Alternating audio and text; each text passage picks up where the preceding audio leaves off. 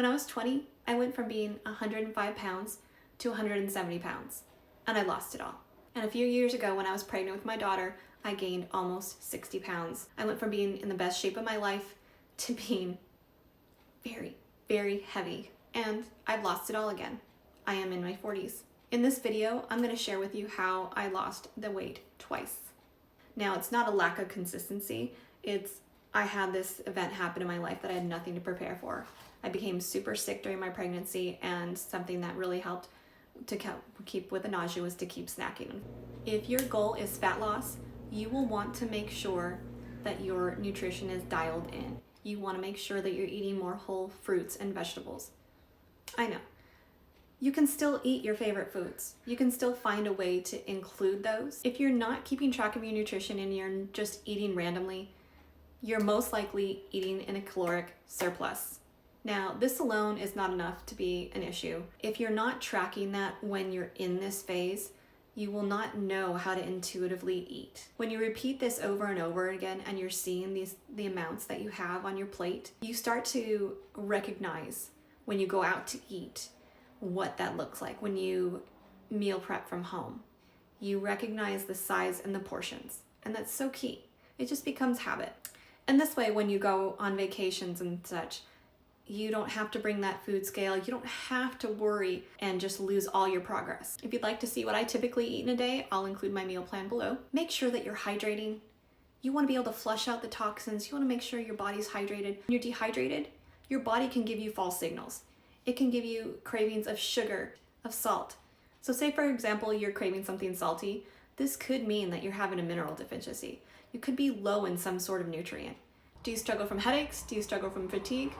These are all signs that your body is giving you that there is something going on. I read a study years ago, and it's something like 80% of the population is dehydrated. And to be honest, after working in the medical field for so long, I saw repeatedly how people admitted to not drinking enough water. They would come in, we would struggle to find their veins. We would tell them to go home, hydrate, come back. I had some patients who actually admitted to only drinking soda, and they felt terrible. Getting more hydration back into your cells could make the difference. Coffee does not count as hydration. That actually dehydrates you. Alcohol dehydrates you. It's crazy, but our body is sending us signals, and sometimes the simplest answer is the best answer. Now, I'm not somebody who drinks water easily. I have never really cared for the taste, and I've struggled with it, so I use things like lemon juice. I'm not thrilled about adding cucumber or strawberries with stuff floating around, chunks in my water. So sometimes I'll use Ultima powder, but I highly recommend something like lemon juice. However it is that you can get that in you, do it. And also, rather than smearing lotions and potions on your skin, wouldn't you rather do something as cheap as water? Something you have accessible to you to infuse your body with? Why not put that in your body and see what that does for wrinkles to start? Hydration is so pivotal to feeling good and fat loss. Now, the third thing that I'm going to mention is movement. How much do you move your body in a day? Are you tracking that? If you don't have access to an Apple Watch or a Fitbit or something like that, try using your phone. Go out to a track and try doing laps. The important thing is to get more movement in your day. And notice how I didn't say go to the gym. Because while strength training is important, simply move your body. Get in that movement, even fidgeting. Now, I live in the Pacific Northwest where there's a lot of days where it's not the nicest of weather. So I finally broke down after many, many years and bought myself a walking pad because there are just some days where I struggle to get outside. Also because my daughter was potty training and I did not want to deal with bundling her up in a big old snowsuit. That took 15 minutes to get on and off. Kind of like A Christmas Story. And when you're thinking about movement, don't overcomplicate it. Do dance parties around the house. Do little laps around the house.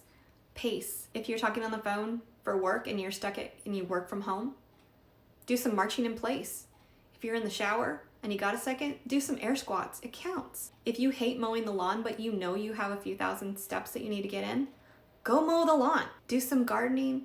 Go for a walk around your neighborhood. So when you're thinking to yourself, what are things that I can do for my fat loss? What that I can do to help with my fat loss journey? Get back to your basics. Look at your nutrition, maybe get a journal, check that out. Back it in a tracker like Chronometer or MyFitnessPal. You can just log it down. Just see what it looks like. Don't edit. See how much better you feel by putting hydration into your body. See what it does for your energy. There are certain teas that are very beneficial for this as well. So whatever you can do to get that in you, and move your body.